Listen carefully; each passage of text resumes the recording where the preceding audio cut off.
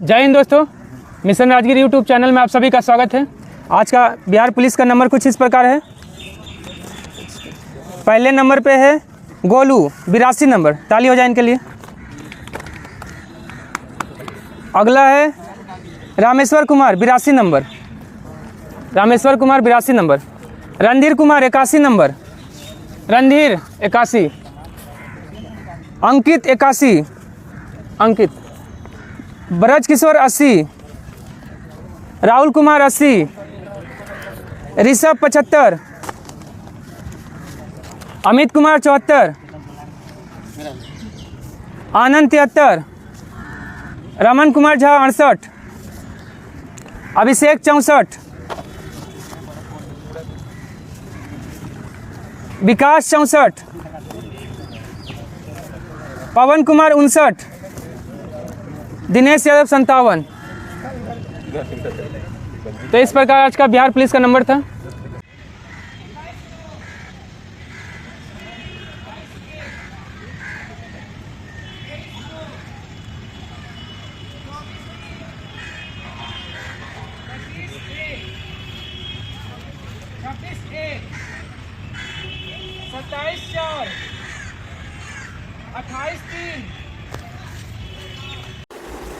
जय हिंद दोस्तों, mission Rajgir YouTube channel में आप सभी का स्वागत है।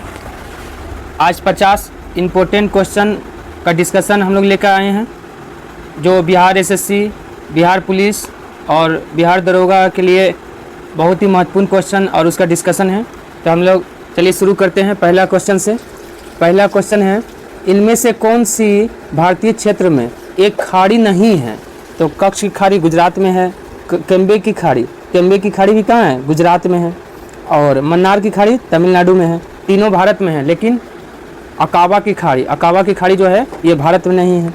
ये अकाबा की खाड़ी कहाँ है? मिस्र, इजराइल, जॉर्डन और सऊदी अरब के सीमा पे स्थित है। ठीक है।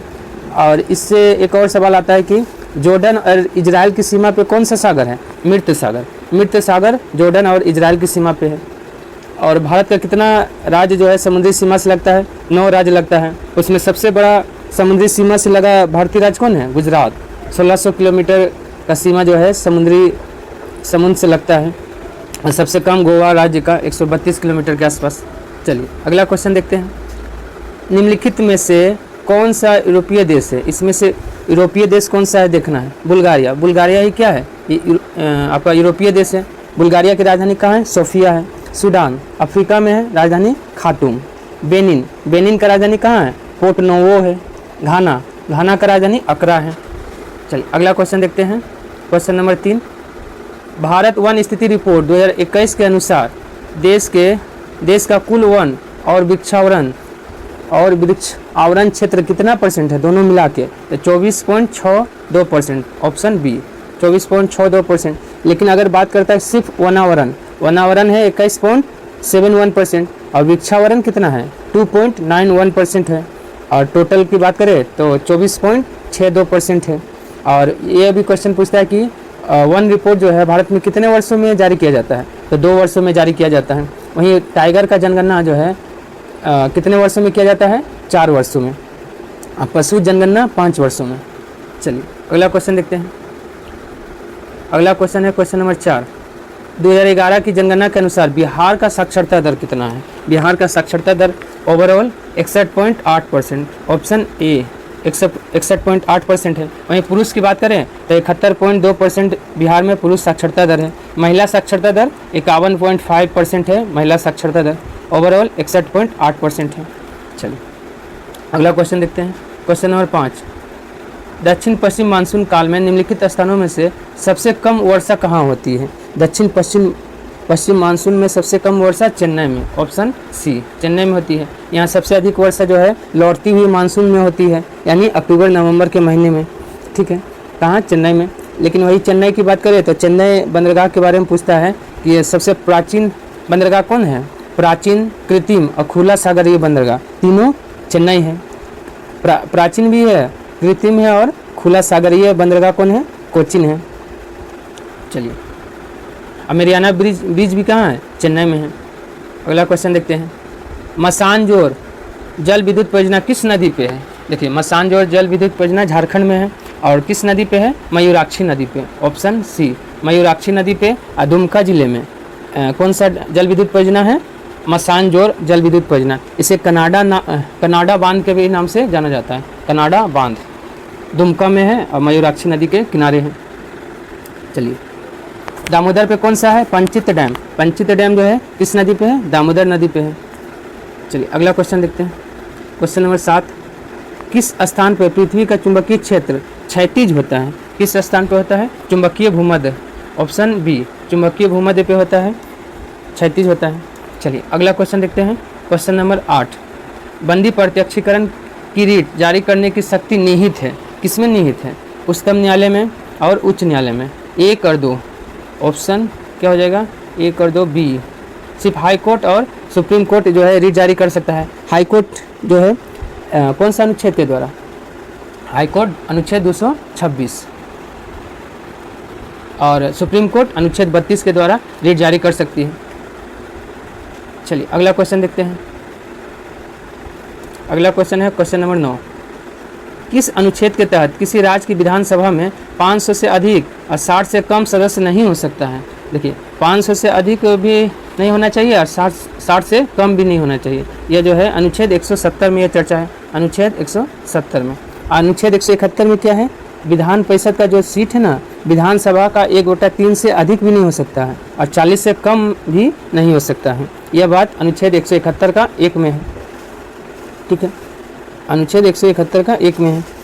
ठीक, और याद रखिएगा विधानसभा में अधिकतम 500 हो सकता है और न्यूनतम 60। और विधान परिषद की अगर बात करें तो विधान परिषद में विधान परिषद में जो है ना, विधानसभा का 1/3 से अधिक भी नहीं हो सकता है, 40 से कम भी नहीं हो सकता है। यह बात अनुच्छेद 171 का 1 में है। चलिए अगला क्वेश्चन देखते हैं। अगला क्वेश्चन, क्वेश्चन नंबर 10, अनुसूचित जाति के लिए अलग राष्ट्रीय आयोग किस वर्ष अस्तित्व में आया? अनुसूचित जाति मतलब एससी के लिए। एससी के लिए कब आया? ऑप्शन ए 2004 में। 2004 में, लेकिन कौन सा संशोधन था? 89वां संशोधन 2003 के द्वारा 2004 में जो है अनुसूचित जाति एससी आयोग जो है अलग से अस्तित्व में है। पहले जो है ना आपका, पहले जो है ये दोनों साथ में था। एससी एसटी आयोग जो है दोनों साथ में था। 65वां संविधान संशोधन 1990 के द्वारा एससी एसटी आयोग का गठन किया गया, लेकिन बाद में 89वां संविधान संशोधन 2003 के द्वारा जो है अनुसूचित जनजाति आयोग का स्थापना किया गया। ठीक है, इसलिए जो है दोनों अलग अलग आयोग बन गया। और पूछेगा कि अनुसूचित जनजाति आयोग में कितना सदस्य होता है? 5 सदस्य, 1 अध्यक्ष, 1 उपाध्यक्ष और 3 अन्य सदस्य होते हैं। अभी वर्तमान में अनुसूचित जाति एससी आयोग का अध्यक्ष कौन है? तो किशोर मकवाना, चेंज हुए हैं। किशोर मकवाना एससी आयोग का अध्यक्ष है। वहीं एसटी आयोग का हर्ष चौहान। एसटी आयोग के अध्यक्ष कौन है? हर्ष चौहान है। ठीक है, एक बार आप क्लियर कर देते हैं। देखिए पहले एससी एसटी आयोग का गठन हुआ था 65वां संविधान संशोधन 1990 में। फिर क्या किया गया? 89वां संविधान संशोधन 2003 के द्वारा एसटी आयोग को अलग से एक नया आयोग बना दिया गया। ठीक है, चलिए अगला क्वेश्चन देखते हैं। Question number 11। क्वेश्चन नंबर 11 देखिए क्या बोलता है। किस संविधान संशोधन के द्वारा राष्ट्रपति को कोई भी मामला मंत्रिपरिषद द्वारा पूर्ण विचार किए जाने के लिए वापस भेजने का अधिकार दिया गया? कौन सा संविधान संशोधन द्वारा? 44वां संविधान संशोधन अधिनियम 1978 के द्वारा। 1978 के द्वारा। ठीक है, लेकिन पहली बार बोलेगा ना कि अगर पहली बार कोई भी विधेयक अगर संसद से पारित हो जाता है तो राष्ट्रपति को उस पर हस्ताक्षर करना बाध्यकारी किया गया। कौन सा संविधान संशोधन द्वारा? पहली बार 24वां संविधान संशोधन 1971 में ही यह व्यवस्था किया गया था। ये इन्फोर्समेंट एसआई के क्वेश्चन में जो है ये पूछा गया था। चलिए अगला देखते हैं। अगला क्वेश्चन क्या है? क्वेश्चन नंबर 12, निम्न में से किस भाषा को केंद्रीय सरकार द्वारा शास्त्रीय भाषा यानी क्लासिकल भाषा का दर्जा दिया गया है? तो किसको दिया गया इसमें से? तमिल को। ऑप्शन बी तमिल को दिया गया है। टोटल कितना जो है शास्त्रीय भाषा है वर्तमान में? तो टोटल अभी देखा जाए तो 9 हो चुका है। और तमिल को कब शामिल किया गया था? 2004 में। संस्कृत को 2005 में। तेलुगु को 2008 में। कन्नड़ भी 2008 में। मलयालम कब है? 2013। उड़िया 2014। और 9वां भाषा जो है फारसी को जो है शास्त्रीय भाषा के रूप में शामिल करने का घोषणा की जा चुका है। किया जा चुका है। चलिए अगला क्वेश्चन देखते हैं। क्वेश्चन नंबर 13, संविधान के किस अनुच्छेद में सर्वोच्च न्यायालय को अभिलेख न्यायालय के रूप में वर्णित किया गया है? सर्वोच्च न्यायालय एक अभिलेख न्यायालय है अनुच्छेद 129 के द्वारा। सर्वोच्च न्यायालय का अभिलेख न्यायालय अनुच्छेद 129, लेकिन हाई कोर्ट एक अभिलेख न्यायालय है अनुच्छेद 215। अनुच्छेद 125 में क्या है? अनुच्छेद 125 में है सर्वोच्च न्यायालय के न्यायाधीशों का वेतन, अनुच्छेद 125 में है। और सर्वोच्च न्यायालय का गठन 124 में है। ठीक है। अनुच्छेद 127 में क्या है? तदर्थ न्यायाधीश। तदर्थ न्यायाधीश का नियुक्ति जो है कहाँ से लिया गया? फ्रांस के संविधान से लिया गया है। ये सर्वोच्च न्यायालय में तदर्थ न्यायाधीश का नियुक्ति होता है। ठीक है। चलिए, और अनुच्छेद 128 में क्या है? सुप्रीम कोर्ट का बैठक में सेवानिवृत्त न्यायाधीश जो है, सेवानिवृत्त न्यायाधीश जो है ना, उपस्थित हो सकेंगे। यह व्यवस्था अनुच्छेद 128 में है। चलिए अगला क्वेश्चन देखते हैं। राष्ट्रपति के निर्वाचन में निम्नलिखित में से कौन सा भाग नहीं लेता है? राष्ट्रपति के निर्वाचन में कौन भाग नहीं लेता है? ऑप्शन सी, लोकसभा का गैर निर्वाचित सदस्य, मतलब मनोनीत सदस्य जो है राष्ट्रपति के निर्वाचन में भाग नहीं लेते हैं। जितना निर्वाचित सदस्य है लोकसभा का, राज्यसभा का और विधानसभा का, तीनों का निर्वाचित सदस्य ही राष्ट्रपति के निर्वाचन में भाग लेता है। लेकिन राष्ट्रपति के महाभियोग में कौन कौन भाग लेता है? लोकसभा और राज्यसभा, विधानसभा इसमें भाग नहीं लेती है। इसलिए इसको राष्ट्रपति के महाभियोग को अर्धन्यायिक प्रक्रिया कहा जाता है। अनुच्छेद 161, सॉरी अनुच्छेद 61 में सिर्फ राष्ट्रपति पर महाभियोग कितना है? 100। चलिए राष्ट्रपति पर महाभियोग जो है कितना है? अनुच्छेद 61 में। चलिए अगला क्वेश्चन देखते हैं। अगला क्वेश्चन है क्वेश्चन नंबर 15। देखते हैं हम लोग क्या बोलता है। क्वेश्चन नंबर 15, निम्नलिखित में से कौन सा विकल्प रंगराजन समिति से संबंधित है? रंगराजन समिति से भुगतान संतुलन, ऑप्शन डी हो जाएगा, भुगतान संतुलन। जनसंख्या नियंत्रण स्वामीनाथन समिति, जीएसटी से केलकर समिति है। ठीक है। और चलिए अगला देखते हैं। प्रति व्यक्ति आय की गणना कैसे किया जाता है? प्रति व्यक्ति आय का गणना राष्ट्रीय आय बटा जनसंख्या से, ऑप्शन डी। जितना राष्ट्रीय आय है बटा जितना जनसंख्या है उसे भाग दे देने पे प्रति व्यक्ति आय निकाला जा सकता है। निम्नलिखित में से कौन सा एक आरबीआई का कार्य नहीं है? भारतीय रिजर्व बैंक का इसमें से कौन सा कार्य नहीं है? तो साख सृजन, ऑप्शन ए। साख सृजन करना किसका काम है? वाणिज्यिक बैंक का, कमर्शियल बैंक का काम है। और आरबीआई का स्थापना जो है कब हुआ था? 1935 में। कौन सा समिति की सिफारिश पर? हिल्टन यंग कमेटी के सिफारिश पर 1935 में। इसका राष्ट्रीयकरण 1949 में हुआ है। चलिए अगला क्वेश्चन देखते हैं। 1 माइक्रोन इसके बराबर होता है। 1 माइक्रोन बराबर 10 का power minus 6 metre, option C. और 10 का पावर माइनस 9 मीटर क्या है? नैनोमीटर है। 10 का पावर माइनस 12 मीटर ये क्या है? पिकोमीटर है। 10 का पावर माइनस 15 मीटर फेम्टोमीटर। चलिए अगला क्वेश्चन देखते हैं। क्वेश्चन नंबर 19, निम्नलिखित में कौन सा एक नाइट्रोजन उर्वरक नहीं है? इसमें से कौन सा एक नाइट्रोजन उर्वरक नहीं है? तो super phosphate of lime, option A. Super phosphate of lime क्या है? एक नाइट्रोजन उर्वरक नहीं है। यूरिया, देखिए यूरिया में पूछता है नाइट्रोजन कितना परसेंट होता है? यूरिया में नाइट्रोजन 40% होता है। चलिए अगला क्वेश्चन देखते हैं। अगला क्वेश्चन, क्वेश्चन नंबर 20, अल्फा कण के 2 घन आवेश होते हैं, 2 धन आवेश होते हैं। इसका द्रव्यमान लगभग होता है, अल्फा कण का द्रव्यमान लगभग जो है कितना होता है? हीलियम। हीलियम के एक परमाणु के नाभिक के बराबर, ऑप्शन बी। हीलियम का खोज कौन किया है? हीलियम का खोज लोकेयर ने किया है। और नाभिक का खोज, परमाणु के नाभिक की खोज रदरफोर्ड ने किया है। चलिए अगला क्वेश्चन देखते हैं। Question number 21। क्वेश्चन नंबर 21 क्या है? रासायनिक तत्वों के अणु के संदर्भ में चुंबकीय क्वांटम संख्या का संबंध किससे है? तो अभिविन्यास से, ऑप्शन ए। अभिविन्यास से। चुंबकीय क्वांटम संख्या का नियम कौन दिया है? मैक्स प्लांक ने दिया है। चलिए अगला क्वेश्चन देखते हैं। पायरुवेट का कार्बन डाइऑक्साइड पानी और ऊर्जा देने के लिए विघटन होता है, किसमें होता है? माइटोकॉन्ड्रिया में, ऑप्शन ए। माइटोकॉन्ड्रिया। माइटोकॉन्ड्रिया जो है का खोज कौन किया है?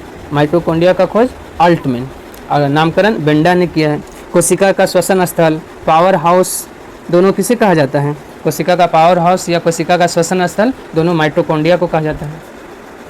चलिए अगला क्वेश्चन देखते हैं। क्वेश्चन नंबर 23, पेडोलॉजी निम्न में से वैज्ञानिक अध्ययन से संबंधित है। पेडोलॉजी जो है मिट्टी का अध्ययन, ऑप्शन बी मिट्टी का अध्ययन है पेडोलॉजी। अब भारत में मिट्टी कितने प्रकार की होती है? भारत में 8 प्रकार की मिट्टी पाई जाती है, लेकिन मुख्य रूप से बात करें तो 4 प्रकार की मिट्टी होती है। वायुमंडल, देखिए वायु प्रदूषण अधिनियम कब आया था? 1981 में। ध्वनि प्रदूषण अधिनियम 2000 में। और जल प्रदूषण अधिनियम कब आया था? 1974 में। तीनों अधिनियम याद रख लीजिएगा, जल, वायु और ध्वनि। जल है 1974, वायु है 1981 और ध्वनि कब है? ध्वनि प्रदूषण अधिनियम 2000। चलिए अगला क्वेश्चन देखते हैं। निम्न में से कौन एक वास्तविक मीन यानी मछली है? इसमें से कौन वास्तविक मछली है? Catfish, option D. कैटफिश जो है वास्तविक मछली है। Catfish, horse fish, dog fish जो है ये सब क्या है? वास्तविक मछली है। कैटफिश, सी हॉर्स और डॉग फिश ये सब क्या है? आपका वास्तविक मछली है। चलिए अगला क्वेश्चन देखते हैं। पादप कली है, पादप कली क्या है? भ्रूणीय टहनी, ऑप्शन ए। पादप कली क्या है? तो ऑप्शन ए भ्रूणीय टहनी है। ठीक है, चलिए भ्रूणीय टहनी है। चलिए अगला क्वेश्चन देखते हैं। Question number 26। अमीबा में भोजन का पाचन होता है, कहाँ होता है? तो भोजन रिक्तिकाएं में, ऑप्शन ए। भोजन रिक्तिकाएं में होती है अमीबा में भोजन का पाचन। चलिए अगला क्वेश्चन देखते हैं। सही कथन चुनना है, इसमें से सही कथन कौन सा है?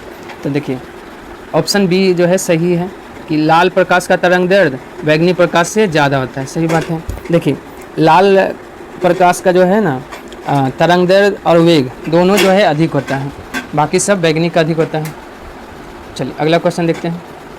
इसमें से कौन सही है वो चुनना है। एक अर्ग बराबर 10⁻⁻7 जूल, सही बात है। एक इलेक्ट्रॉन वोल्ट बराबर 1.6 × 10⁻19 जूल होता है। एक कैलोरी बराबर 4.186 जूल होता है। तो क्या है? इनमें से सब सही है, ऑप्शन डी। चलिए अगला देखते हैं।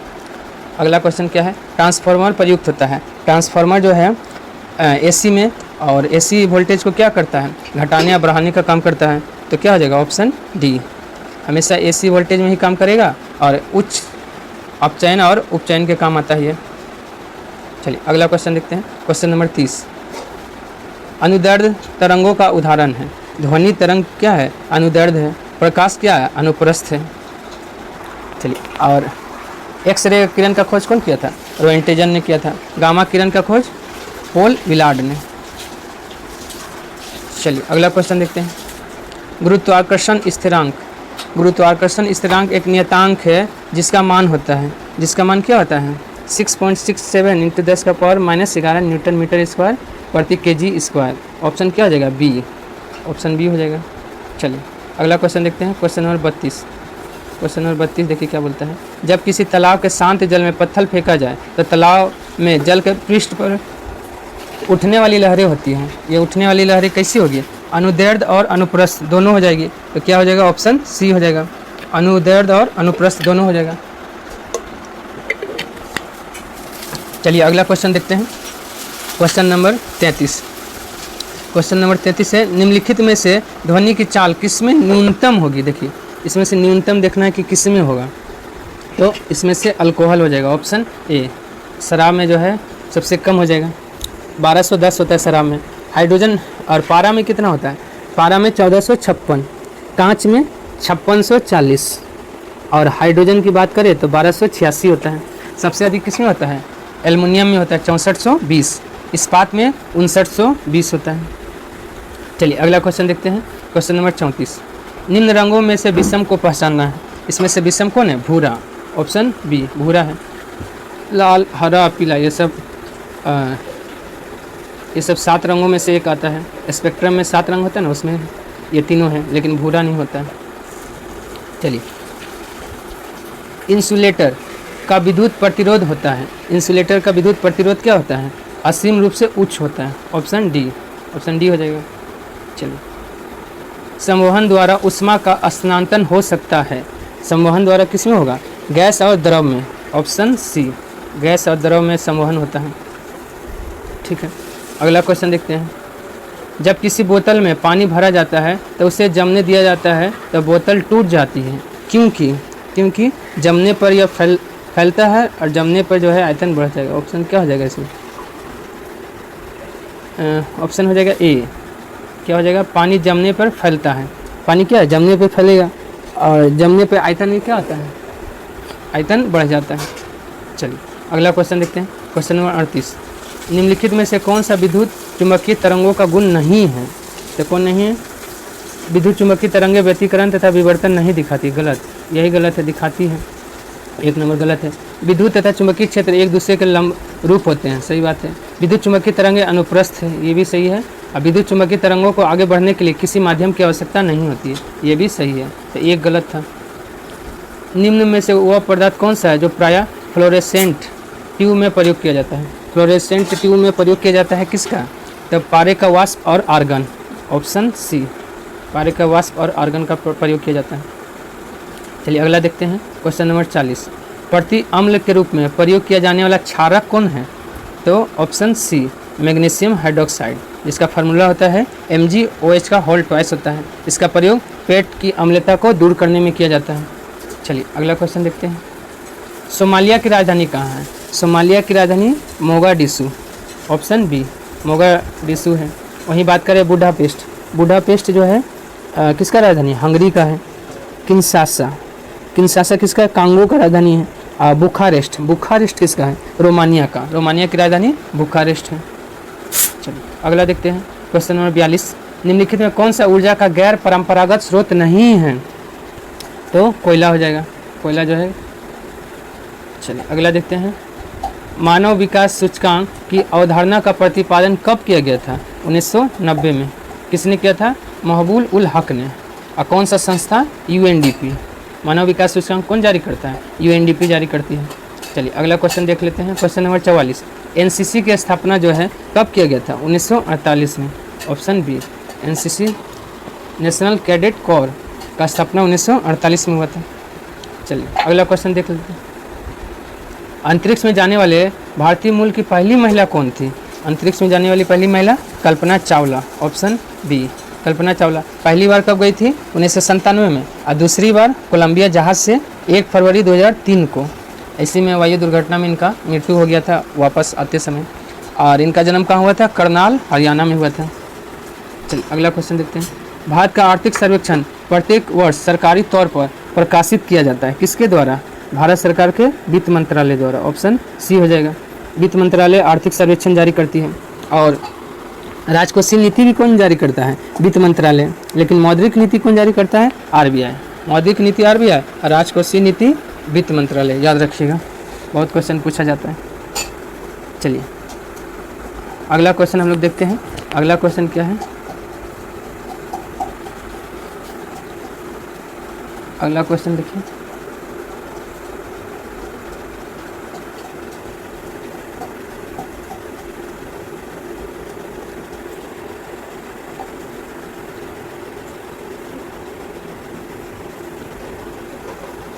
चलिए अगला क्वेश्चन हम लोग का है क्वेश्चन नंबर 47।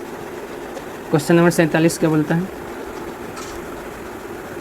क्वेश्चन नंबर 47, निम्नलिखित में से क्या भारत में नीली क्रांति से संबंधित है? नीली क्रांति से मत्स्य पालन। ऑप्शन सी, मत्स्य पालन है। वहीं बागवानी, स्वर्ण क्रांति, स्वर्ण क्रांति बागवानी और शहद दोनों से संबंधित है।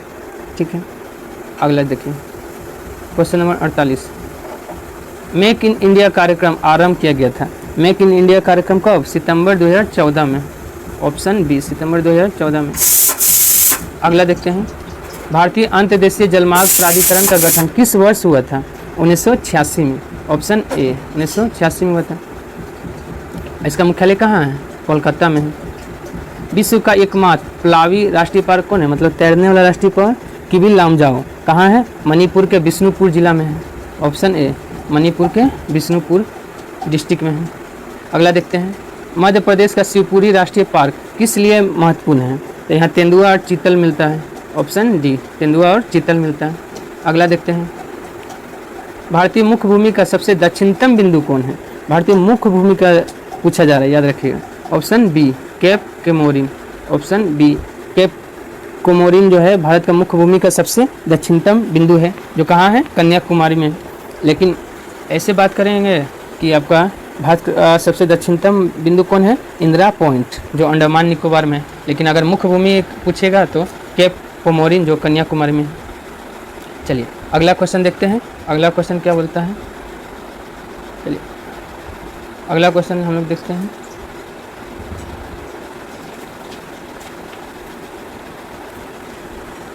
अगला क्वेश्चन आइए, भारत में दीर्घकालीन राजकोषीय नीति की घोषणा किस वित्त मंत्री द्वारा किया गया था? बीपी सिंह। ऑप्शन क्या हो जाएगा? ए। बीपी सिंह ने जो है भारत में दीर्घकालीन राजकोषीय नीति का घोषणा किया था कब? 1985-86 में। चलिए अगला क्वेश्चन देखते हैं। क्वेश्चन नंबर 54, विशिष्टाद्वैतवाद नामक दर्शन शास्त्र की स्थापना किसने किया है? विशिष्टाद्वैतवाद का रामानुजाचार्य। Option B, Ramanujacharya. रामानुजाचार्य का जन्म कब हुआ था? 1017 में मद्रास में। 1017 मद्रास में। वहीं बात करें माधवाचार्य, तो द्वैतवाद का संस्थापक माधवाचार्य या आनंदी तीर्थ है। और क्या है? शंकराचार्य। देखिए शुद्धता द्वैत का वल्लभाचार्य, शुद्धता द्वैत का वल्लभाचार्य। लेकिन द्वैताद्वैत का कौन है? निम्बकाचार्य। द्वैताद्वैत का निम्बकाचार्य है। चलिए अगला क्वेश्चन देखते हैं। मिलाना है, मिलाना है। देखिए क्या है? देखिए धोलावीरा। धोलावीरा कहाँ है? कच्छ, गुजरात में है। ऑप्शन 3 हो जाएगा, 3। बनावली, बनावली कहाँ है? हरियाणा के हिसार में है। 2 हो जाएगा। और लोथल, लोथल कहाँ है? अहमदाबाद, गुजरात। तो 4 हो जाएगा। और कालीबंगा हनुमानगढ़ राजस्थान में है। तो क्या हो जाएगा? 3, 2, 4, 1। ऑप्शन क्या हो जाएगा? 3, 2, 4, 1। Option C, 3, 2, 4, 1। चलिए अगला क्वेश्चन देखते हैं। प्राचीन भारत में निम्नलिखित में से कौन सा बंदरगाह कोरोमंडल तट पे अवस्थित था? कोरोमंडल तट पे अरिकमेडु। ऑप्शन ए, अरिकमेडु कहाँ था? आपका कोरोमंडल तट पे था। वहीं ताम्रलिप्ति बंदरगाह कहाँ था? तो ये पश्चिम बंगाल में था। सोपारा, सोपारा महाराष्ट्र में था। चलिए अगला क्वेश्चन देखते हैं। Question number 57। देखिए 57 क्या बोलता है कि कौन सा इसमें से सत्य है? सत्य खोजना है। इसमें से सत्य कौन सा है? लोधी वंश के शासक अफगानी थे। सही बात है। लोधी वंश के शासकों ने सल्तनत को संगठित किया। ये भी सही है। लोधियों का जौनपुर के साथ संघर्ष चलता रहा। ये भी सही है। लोधी शासकों ने कश्मीर को अपने साम्राज्य में मिला लिया। नहीं, ये गलत है। तो कौन कौन सही है? 1, 2 और 3। ऑप्शन ए, 1, 2 और 3 सही है। चलिए अगला क्वेश्चन देखते हैं। रामोसी विद्रोह सही रूप से किस भौगोलिक क्षेत्र में हुआ था? रामोसी विद्रोह पश्चिमी घाट। ऑप्शन ए, पश्चिमी घाट में हुआ था। कब? 1877-78 में। इसका नेता कौन था? बलवंत फड़के। इसका नेता बलवंत फड़के था। चलिए अगला क्वेश्चन देखते हैं। ओ सॉरी, पश्चिमी घाट है। ऑप्शन डी हो जाएगा इसमें। इसमें क्या हो जाएगा? ऑप्शन डी, पश्चिमी घाट। पश्चिमी भारत नहीं, पश्चिमी घाट में हुआ था। चलिए 58 का क्या होगा? डी हो जाएगा। नौजवान सभा नामक क्रांतिकारी संगठन की स्थापना भगत सिंह द्वारा कब किया गया था? 1926 में। ऑप्शन डी, नौजवान सभा की स्थापना भगत सिंह, छबिलदास और यशपाल ने किया था 1926 में। अगला क्वेश्चन देखते हैं। 1928 में साइमन कमीशन भारत में किस उद्देश्य से आया था? साइमन कमीशन भारत में प्रशासनिक सुधार पर विचार करने के लिए आया था। और कब आया था? 3 फरवरी 1928 को मुंबई सबसे पहले पहुंचा था। और साइमन कमीशन में कितना सदस्य था? साइमन कमीशन में 7 सदस्य था और 7 का 7 अंग्रेज था, इसीलिए इसे व्हाइट मैन कमीशन कहा जाता है। चलिए अगला क्वेश्चन देखते हैं। शेरशाह द्वारा स्थापित साम्राज्य में निम्नलिखित में से कौन सा क्षेत्र शामिल नहीं था? शेरशाह के साम्राज्य में कौन सा क्षेत्र इसमें से शामिल नहीं था? कश्मीर। कश्मीर नहीं था, शामिल था। बिहार था, बंगाल था, सिंध प्रदेश था। किसने क्रांतिकारी संगठन अनुशीलन समिति की एक शाखा पटना में स्थापित किया था? पटना में सचिंद्रनाथ सन्याल ने अनुशीलन समिति की एक शाखा का स्थापना किया था। हालांकि अनुशीलन समिति का स्थापना जो है पहले कहाँ और कब हुआ था? अनुशीलन समिति का स्थापना 1902 में हुआ था। चलिए अगला क्वेश्चन देखते हैं। Question number 63। भारतीय राष्ट्रीय कांग्रेस को ब्रिटिश समिति की स्थापना कब की गई थी? भारतीय राष्ट्रीय कांग्रेस की ब्रिटिश समिति की स्थापना जो है कब किया गया था? 1889 में। ऑप्शन बी, 1889 में। किसने किया था? विलियम वेडन वर्न ने किया था। William Wedderburn. चलिए अगला क्वेश्चन देखते हैं। Question number 64। सल्तनतकालीन प्रमुख विभाग दीवाने कोही का संबंध किससे है? दीवाने कोही कृषि विभाग से। Option C. और दीवाने कोही जो है कृषि विभाग से। और कौन शुरू किया था? मोहम्मद बिन तुगलक ने। सैन्य विभाग से दीवाने अर्ज बलबंद शुरू किया है। पेंशन विभाग से दीवाने इस्तिहाक, पेंशन विभाग से फिरोज शाह तुगलक। और दास विभाग जो है दीवाने क्या था, बंदगान, दीवाने बंदगान दास विभाग से। और कौन स्टार्ट किया था, फिरोज शाह तुगलक ने स्टार्ट किया था। फिरोज शाह तुगलक जिसको जो है दिल्ली सल्तनत का अकबर कहा जाता है। चलिए अगला क्वेश्चन देखते हैं।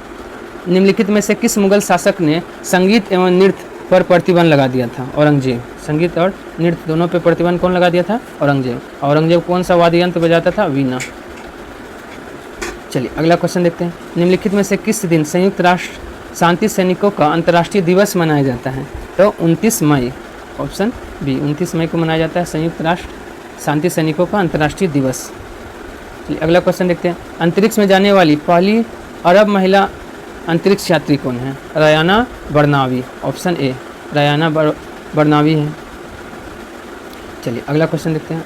नोबेल शांति पुरस्कार 2023 प्राप्त करने वाली नरगिस मोहम्मदी का संबंध किस देश से है? नरगिस मोहम्मदी ईरान की है, ऑप्शन ए, ईरान की है। चलिए अगला क्वेश्चन देखते हैं। Question number 69। केंद्र सरकार ने निम्न में से किसके विजन को आकार करने के लिए अलग सहकारिता मंत्रालय बनाया है? इसके लिए तो सहकार में समृद्धि, सहकार से समृद्धि के लिए, ऑप्शन डी। चलिए अगला क्वेश्चन देखते हैं। एशियन पैरा गेम्स 2023 में पैरा कोनोइंग में स्वर्ण जीतने वाली पहली भारतीय कौन बनी है? तो प्राची यादव, ऑप्शन ए, प्राची यादव बनी। चलिए अगला क्वेश्चन देखते हैं। विश्व प्रेस स्वतंत्रता सूचकांक 2023 में निम्नलिखित में से किस देश को अंतिम स्थान मिला है? प्रेस में अंतिम स्थान है उत्तर कोरिया, ऑप्शन बी, उत्तर कोरिया का है। चलिए अगला क्वेश्चन देखते हैं। नवंबर 2023 में पहला आर्टिफिशियल इंटेलिजेंस AI सुरक्षा शिखर सम्मेलन 2023 का आयोजन किस देश में किया गया? ब्रिटेन में, ऑप्शन सी, ब्रिटेन में किया गया है। चलिए अगला क्वेश्चन देखते हैं। आयुर्वेद में नवाचार और अनुसंधान को बढ़ावा देने के लिए किस मंत्रालय के तहत केंद्रीय आयुर्वेद विज्ञान और अनुसंधान परिषद ने आयुर्वेद ज्ञान ने पूर्ण पहल अग्नि की शुरुआत किया है? अग्नि की शुरुआत आयुष मंत्रालय ने, आयुष मंत्रालय, ऑप्शन डी, आयुष मंत्रालय ने शुरू किया। चलिए अगला क्वेश्चन। महान भारतीय खिलाड़ी तुलसीदास बलराम का हाल ही में निधन हो गया, यह किस खेल से संबंधित है? तो फुटबॉल खिलाड़ी थे Tulsidas Balram, option D, football खिलाड़ी। चलिए अगला क्वेश्चन देखते हैं, आज का अंतिम क्वेश्चन है। चलिए अंतिम क्वेश्चन आज का देखते हैं। पुस्तक the book of life my dance with Buddha for success किसके द्वारा लिखा गया है? विवेक रंजन अग्नोत्री, ऑप्शन डी हो जाएगा। विवेक रंजन अग्नोत्री के द्वारा the book of life my dance with Buddha for success पुस्तक लिखा गया है। आज के लिए इतना ही, धन्यवाद। अगर पसंद आया हो तो लाइक, सब्सक्राइब, शेयर और कमेंट करना ना भूलें। इससे मोटिवेशन हमें वीडियो बनाने में मिलता है। धन्यवाद।